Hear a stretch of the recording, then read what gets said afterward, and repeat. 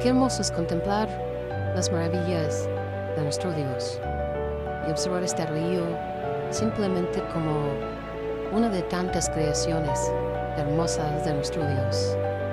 Qué maravilloso es contemplar estas montañas, este río que fluye, este río de agua viva, nuestro interior. Bendiciones.